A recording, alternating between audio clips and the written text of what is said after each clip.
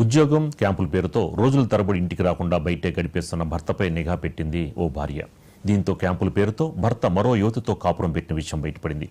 ఈ విషయం తెలుసుకున్న భార్య ఆగ్రహంతో తన పుట్టింటి వాళ్లు బంధువులను వెంట పెట్టుకుని వెళ్లి భర్తని రెడ్ హ్యాండెడ్గా పట్టుకుంది. ఆపై కోపం పట్టలేక భర్తను ఆయన ప్రియురాల్ని ఎడాపెడా వాయించేసింది.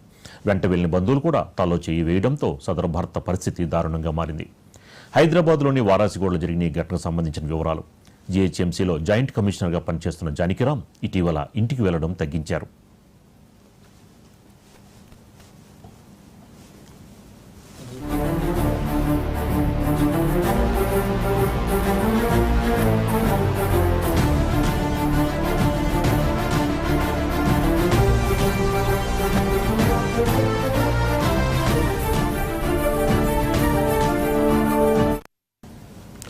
క్యాంపులు ఉద్యోగ బాధ్యతలను చెప్తూ బయట తిరుగుతున్నాడు. దీంతో జానకిరాంపై ఆయన భార్య కళ్యాణి నిఘా పెట్టింది.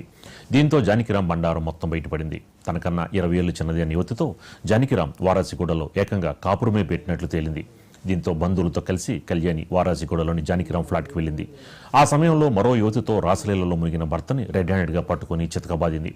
ఆపై జానకిరాంతో పాటు ఆ యువతిని పోలీసులకి అప్పగించింది.